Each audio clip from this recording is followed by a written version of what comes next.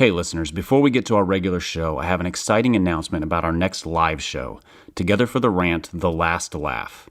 Now, this doesn't mean it's our last live show ever. It means that it is connected to the last Together for the Gospel conference ever, thus The Last Laugh. It will be Monday, April 18th at 7 p.m. at Sojourn Church, New Albany, Indiana. Now, you might be thinking, T4G is in Louisville, Indiana is a different state. Those don't sound very close together. In reality, New Albany is about a 10-minute drive from where T4G takes place, just across the river there, so very close by. Again, Monday, April 18th, 7 p.m. We will have two different ticket options. We have a standard $20 ticket option. That just means you get to attend and enjoy two live recordings and a Q&A and hanging out with us. Or we have a $45 premium ticket option, which there's a limited quantity of these, up to 50, that will include an exclusive Last Laugh t-shirt and some other goodies designed by our good friend Josh Byers, who does all of our swag and all of our merch for us. So again, $20 or $45, including a t-shirt, some stickers, other goodies. You can find all of this at thehappyrant.com. It's at thehappyrant.com. Look for the live show link. You can buy your tickets there. You can select premium or standard. We would love to see you Monday, April 18th, 7 p.m. for Together for the Rant, The Last Laugh.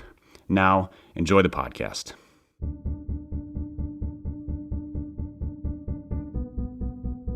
This is the Happy Rant Sports Podcast, in which Ted Cluck and Barnabas Piper rant about old sports, new sports, sports books, sports movies, and anything else related to sports that they feel like. Enjoy.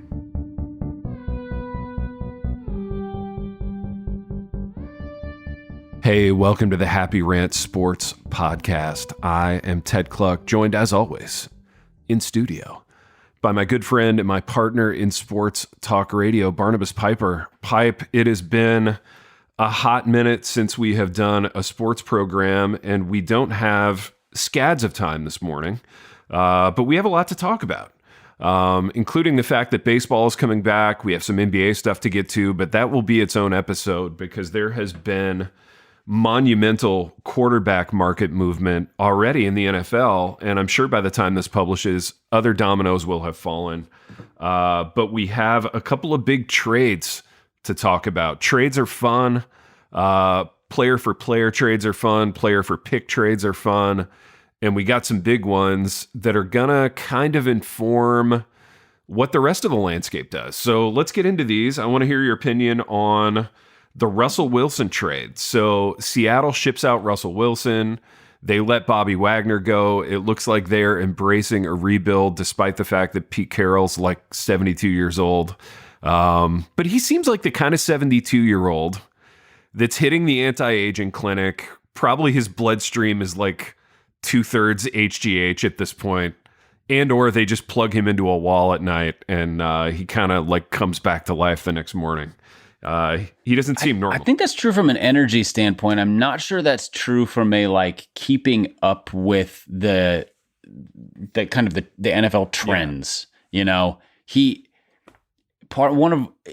just seems like a crusty old man a little bit when it comes to like how we want to run offenses and like he just has sort of this like, but we need to run the ball 70% of the time. And you're like, Pete, this isn't 1997 anymore. Yeah. So let's talk about that a minute in light of Russell Wilson going to Denver. So I want to know how good you think Russell Wilson actually still is. Also, what kind of offense does he actually run? You know, because Seattle has been kind of this exercise in running the ball a lot with our running backs and then just sort of letting Russell Wilson do jailbreak, run around and make something happen stuff in the passing game, which, to be fair, worked really well for them up until a certain point. You know, you could make the argument that the goal line interception in the Super Bowl kind of broke that team and maybe broke Russell Wilson. But Denver has made this deal kind of from the perspective of he's still an elite quarterback. He puts us in the Super Bowl conversation. How good do you think he actually is?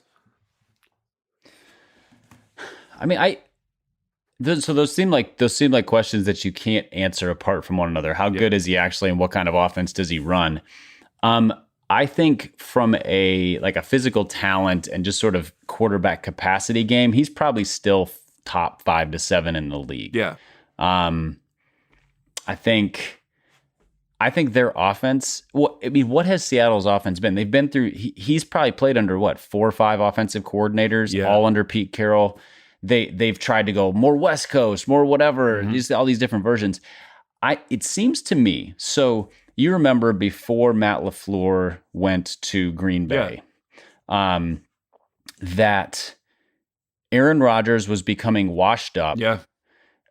It was just him trying to create plays in this stagnant offense. A lot of what you hear about Russell Wilson, they had an old crusty coach who didn't make any changes, so they got rid of him. And then they brought in LaFleur, and it looked a little iffy. He was, he was inexperienced, whatever. Then over the course of about 1.5 to 2 years, by the end of his second season with Rodgers, you're like, oh, this really works. Rodgers can run this offense. This is like professional race car driving, steering of this offense kind of thing. I could see, that's best case scenario for Wilson, is like he appears to be washed up because he's in a dumb system that's badly coached and executed. Goes to a place where there's good offensive talent around him. They have a decent offensive line, solid skill position players, depth at the wide receiver core, and a coach who has come from that Green Bay system. So I don't know that it's going to look exactly the same, but let's say it's built kind of the same. He can do what Aaron Rodgers does. He's not Aaron Rodgers, but he can do it. He can do 90% of what Aaron Rodgers can do. And 90% of what Aaron Rodgers can do is good enough to get that team to compete in a really tough division. Potential Super Bowl if everything breaks right. No, I think you're right. I think you're on there. And it kind of speaks to offensive coaching philosophy as much as anything. And I think working with Hackett will be good for him. I grew up in an era where I was watching Joe Montana kind of get the ball out on rhythm. And that was sort of the greatest good. You know what I mean? That was viewed as like the best thing you could do as a quarterback is run the offense, get the ball out on rhythm. But then you have these guys like Kyler Murray who can't do anything on rhythm, and Russell Wilson who seems like he kind of can. But they do these really magical kind of wow things every once in a while too. So I think putting Wilson into an offense with a little more structure, to your point, like it actually allowed, Aaron Rodgers to flourish the last couple of years. And I could see the same thing happen. Especially as athletic ability starts to kind of, or mobility anyway, starts to diminish, but they still got a great arm and a great mind. Right. That kind of offense really works for him. And Russell Wilson has played in some straight up timing kinds of offenses. He has. He was at what? I think North Carolina State, and then transferred to Wisconsin for his last year of football. And Wisconsin is the most I formation, under center, passing game is about timing and play action. And he's the best quarterback Wisconsin has ever had. That 1 year, the only reason he didn't go in the first round is because he's 5'10". Yeah. And he can do anything skill wise. I don't think Seattle used him. I think they gave him too much freedom and not enough structure. Let's channel what you're really good at. Do you think, I have 2 Russell Wilson questions. Do you think Denver overpaid for him?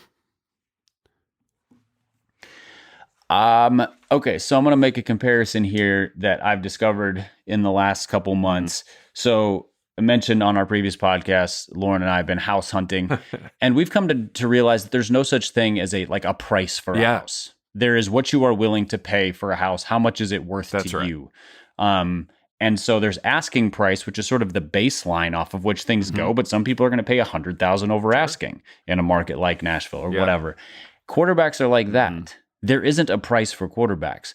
So, because I think that the flip side is, okay, did they overpay? They paid a lot. But if they didn't have Russell Wilson, they would have Drew Lock, which means they're absolutely last place in that division. You're punting on the season at that point. And And if they don't get Russell Wilson, who do they get? They go out and trade for Kirk Cousins. Okay, you're still last place in that division. You go out and trade for Carson Wentz, you're still last place in that division. You draft Kenny Pickett or Malik Willis. Pickett. I mean, even like say they luck into Malik Willis, still last place in that division. Like it was one of those situations where without Wilson, they have a pretty well structured team that's going nowhere. Yeah. So how do you overpay for that? Yeah, no, I get that. And I think especially in that division, which is so quarterback saturated. I mean, you have arguably, three of the best quarterbacks in the league in that division in Justin Herbert and Mahomes and Derek Carr. I mean, Russell Wilson still might be the fourth best quarterback in that division, but at least he gets them closer. He's not Drew Lock.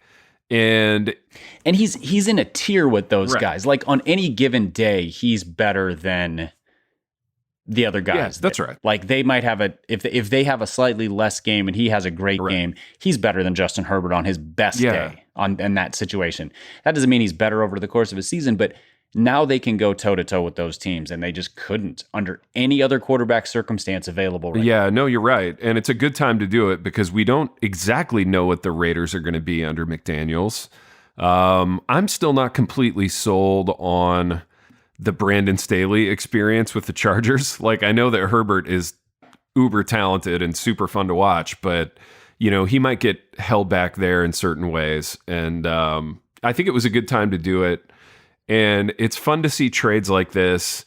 It will make the draft experience a lot more interesting for Seattle people and Seattle fans. And it'll be interesting to see what they do in the immediate term in Seattle. Like if they draft one of these quarterbacks or they just kick the can down the road with Drew Lock for a year or two and see what next year looks like. Man, I feel like they have to draft a quarterback because otherwise they're just the Broncos. They're just the Texans. They're just one of these. I mean, the Texans are a total dumpster fire. Yeah. But like a team with some decent talent around, there, and no chance at being good.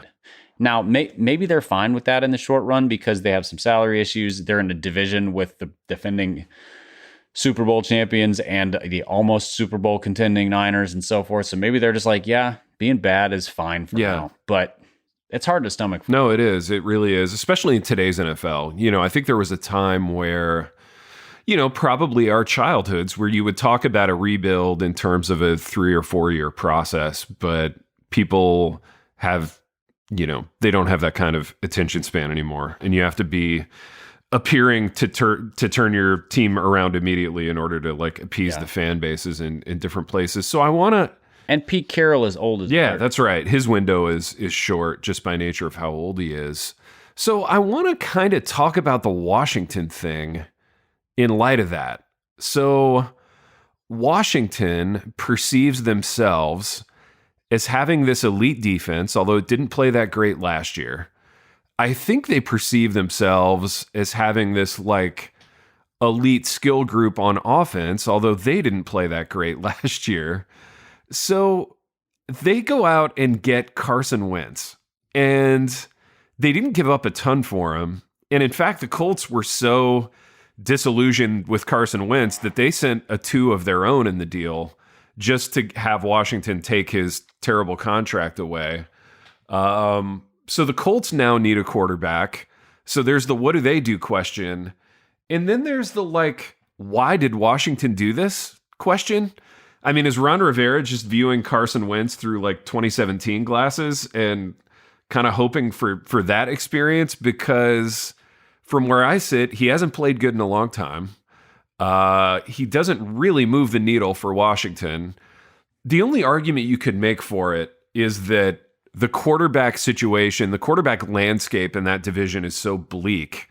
Maybe they feel like he gives them something, and he gives them the potential to be the second best quarterback in the division after Dak Prescott, given that you've got Daniel Jones, who's bad, Jalen Hurts, who I think is bad. I don't know. How are you viewing this if you're a Washington fan? So I was having this conversation with a guy yesterday, and we were talking about there's a group of quarterbacks who every team that has them wants someone else, and then they're excited to get the someone else, and then after a year they want somebody else. And so it's like it's Jimmy Garoppolo, it's Kirk Cousins, it's Carson Wentz, it's there's probably 2 or 3 other guys kind of in that tier. And it's like, so you have them and you're like, from the outside, they are perceived as pretty solid. I mean, look at their numbers. Carson Wentz, 27 touchdowns, 7 interceptions, like good numbers. And if you have them, you're like, gross. Give me a real quarterback. This guy's frustrating. You know, well, because Cousins has even better numbers. I mean, I think Cousins has played better than Wentz, but even so, like there's just sort of a tier of these quarterbacks. So if you have I think them, Washington, you're actually watching the games every week and you're seeing what it actually is, you know? Yeah. And what you're doing is talking yourself into the Jimmy G situation is if everything around this goes really well, we can make a run in the playoffs. That's the Jimmy G reality under, as 2 or 3 times with the 49ers, like NFC championship game because of good defense, good skill position players, well called offense all the way up until the fourth quarter of most games. As a Vikings fan, I can tell you that's exactly what you hope for with Cousins. You need everything else to break right and him to not screw it up. Yeah. Well, yeah. And then when they keep screwing it up, you're like, give me a different guy. I don't like this guy. So I think Washington just, they had whatever, 1 game of Fitzpatrick or a couple games of Fitzpatrick, and then he got injured. And then they realized Taylor Heineke's at best a decent backup. Yeah. We've got to get a starter. So they go out and get him. I don't think they overpaid for him because an NFL quality starter who can put up decent numbers has value. Like we were talking about with Wilson. Like what is overpaying for a quarterback? I don't know. I promise you they're going to be disappointed in him. Yeah. Like, now granted, this year that division might be mediocre enough that they might come out at the top of the division with like 10 wins. Yeah. They might be 10-7 and win the division, And if that's the case, I mean, I think the Cowboys should be favored in that division. I think the Eagles, Jalen Hurts is a wild card. I don't think he's very good, but he's unique. Yeah, he's unique. So that's fun, I guess. And so I think it's one of those moves that's like, okay, I get why they did it. Yeah. But it's really a save your job for 1 more year move by Rivera. Because if they go 10-7, he probably keeps his job. Totally. If they go 7-10, he's probably out. And they have a better chance at 10 wins with Wentz and no chance at a Super Bowl ever. Yeah. No, you're right. They're one of those teams that is very much stuck in purgatory. They're either going to be 10-7 or 7-10. And like a guy like Carson Wentz keeps you kind of, capped in that sort of a ceiling. But dude, I would a couple other quarterbacks in that tier. I was trying to remember who it was. Baker Mayfield's in that tier of like, if you have him, you want someone else. If you look from the outside, you're like, he might be fun. Yeah. I think Tua's probably going to end up in that tier. Yeah. Decent NFL quarterback. Really frustrating if you have to watch him 17 games every. See, I thought Cleveland was going to be the team that was going to make a big run at Russell Wilson and Bobby Wagner.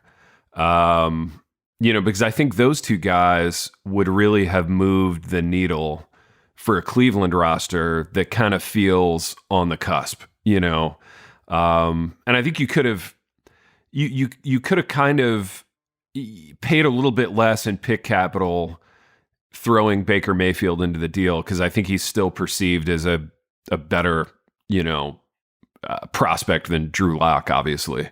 But Cleveland kind of holds pat. So ostensibly they're not going to do anything. What do the Colts do? So the Colts, to me, actually do have a really compelling roster. You've got an ascendant Jonathan Taylor. You've got a youngish wide receiver room with some upside, a pretty good offensive line, and a pretty good defense. And a ton of cap room. Like, that was before getting rid of Wentz. They had a ton of cap room. Now they have, they have like, that his salary spot is where they would put a quarterback in. Yeah. It sounds like all the rumors are they're gonna be the ones who try to trade for Garoppolo. Interesting. Which, I think Garoppolo is probably better than Wentz. In kind of the grand results. Yeah. I think Wentz is more talented probably, but Garoppolo does better for that team. Yeah. They get paid. They both get paid about the same amount of money. So it's basically a quarterback swap. They gave up some picks to move from one guy to the other.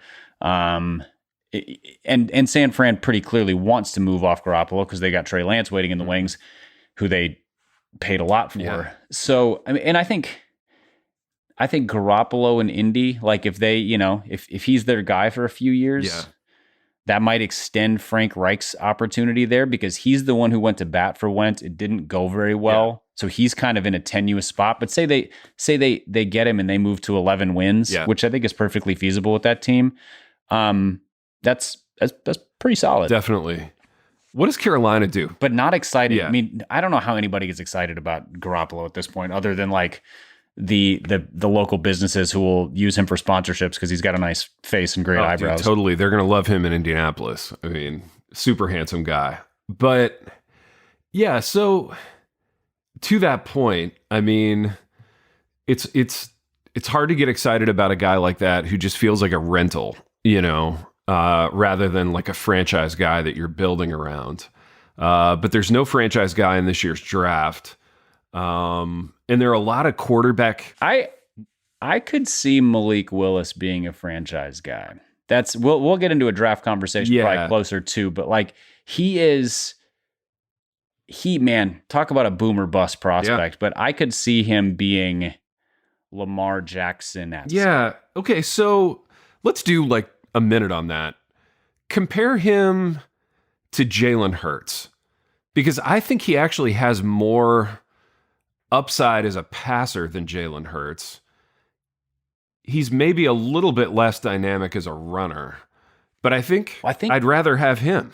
I'd rather have Malik Willis. Yeah. Oh, absolutely. I think Jalen Hurts is a good runner he's more of a tough runner than he is an explosive runner. Like you don't see Jalen Hurts breaking away from guys for 40 and 50 yard runs. But if you need 7, he'll get you 8. Absolutely. Kind of thing. Yeah. Which is a really valuable, that's a valuable skill set to have. I think Willis runs more like Kyler Murray or Lamar Jackson. Yeah. Like he's super fast. Mm-hmm. He's bigger than Murray, but like he's going to be more on the shifty side. Yeah. And I think in today's NFL, that's more valuable because you don't want a quarterback who's taking a bunch of hits. Yeah. You want the guy who's going to pick up the yards, break some plays, but not be lowering his shoulder and smashing into people. Yeah. That's a career shortener. He's a way better thrower. Yeah. Just physical talent than Hurts. He's a way better thrower, physical talent than half the guys in the NFL right now. Yeah, I agree. That doesn't mean he knows how to read a defense or run an offense, but just from the ability to chuck it, and he doesn't have bad accuracy. Yeah. Quarterbacks of his physical talent playing at that level are so hard to grade. Yeah. Because the teams around them are so bad, and there's no guarantee that their coaching is good, and it's basically like a high school offense where it's like, I don't know, dude, go make some plays. Yeah. No, you're right. Yeah. It's interesting. So like you look at a team like Philadelphia who perceives itself as set at quarterback, right? But I actually think Philly should be in the kind of creative acquiring a quarterback mindset this offseason, and the fact that they aren't probably keeps them kind of ceilinged at 10-7. See, now if Philly had said Jalen Hurts a first and a second for Russell Wilson, their team is top of that division in a second. Absolutely. So my question to you is, why don't you do that if you're Philly? And maybe they tried. I mean, they've got 3 first-round picks. They have Jalen Hurts, who... Yeah, shoot, I would have traded Hurts in 2 of their firsts. Absolutely. Just because, Russell Wilson puts them in a position to compete for a Super Bowl immediately. Yeah, so it's astonishing to me that they didn't do this, or that they didn't try to do it. And yeah, like throwing Jalen Hurts into that package feels like, it feels like Seattle's still getting somebody with some meat left on the bone in terms of their career. And that would have put Philly right at the top of that division. It seems to me that a guy like Jalen Hurts or any quarterback on a rookie contract who's shown some promise, Tua, Jalen Hurts. I think Jalen Hurts has been better than Tua, but like when Tua's been healthy, you're like, that's an NFL quarterback. That'll work. You get guys like that. They are valuable trade chips. Absolutely. Because say a team is giving up a star quarterback, Seattle, they need to fill that position or they're a disaster. Yeah. Yeah, no. And bringing in one of those guys is like, okay, it doesn't hurt our salary cap. Yeah. We can run an offense with this guy for the next year or two, kind of evaluate him. If they're the guy, we run with him. If they're not, we draft or we find another option. Yeah, it's strange to me. I mean, maybe those offers were on the table and Seattle just liked Denver's offer better. Yeah, maybe they wanted to get Russell out of the NFC. I don't know. But yeah, I don't understand why Philly didn't more aggressively go after somebody like Wilson. Dude, maybe they go after Kyler Murray. I don't personally like Kyler Murray, but the perception of him is that he is an ascendant player, a superstar, a franchise quarterback, what have you. And maybe he strikes me a little bit as, I mean, I could see him following the Cam Newton career arc where he is one or 2 years, he takes them very nearly to the brink of a title. Yeah.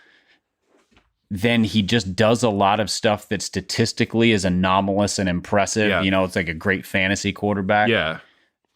But overall, he's like a 500 quarterback for his career in the end because because the NFL requires playing in a certain kind of structure, and he seems incapable of doing that. Pretty opposed to it. Yeah. Incapable, opposed, not willing to put the time in, whatever the case may be. Yeah, like he's a freelancer, and it's almost like these unbelievably athletic guys have lived their lives being so athletically superior to their opposition that they almost can't play in structure. And the idea of doing that seems antithetical to who they are, but it's the thing that you have to do to survive in the NFL, regardless of who you are. Like Baltimore is going to have to figure this out. Because I think we're seeing the closing of a certain window where Lamar Jackson just does jaw-dropping things and beats teams on the ground. Like teams have figured out, okay, don't let your ends fly upfield. Make him throw outside the hash marks, and that's how you beat Lamar Jackson. And until he evolves, that's kind of going to be the narrative with him. So that'll be interesting. Well, and the thing is, there are models of how this works because, I mean, think back to Randall Cunningham. It's been a long time, but Cunningham was a jaw-dropping player who didn't have a ton of success. Yeah. And then later in his career, as his athleticism diminished a little bit, he was really washed up, went to Minnesota and was still very mobile, but was a thrower. Yeah. Totally. And became a really successful quarterback for a couple of years. Russell Wilson's the best current example. Like Russell Wilson could have been Kyler Murray. Yeah. But he was in an offense that pretty well restrained him for a while, which frustrated him. But it also put him in a position where now he's a real NFL quarterback. Yeah. I think he's really smart. I think he knows how to run a team. I think he's, all of that stuff. But athleticism channeled rather than just sort of go make plays. Yeah. And then because the NFL defensive coordinators and teams are good enough that go make plays just doesn't work for very long. No, you're right, man. You're absolutely right. So real quick here, and I got to jump off the show. Stuck with Kirk Cousins for another year. We're making our peace with that as a Vikings fan, or are you still holding out hope that something different could happen? Holding out hope is too strong. I think there's an off chance. I mean, NFL teams have proven that they're not rational when it comes to quarterbacks. Carolina could do all sorts of dumb things between now and whenever.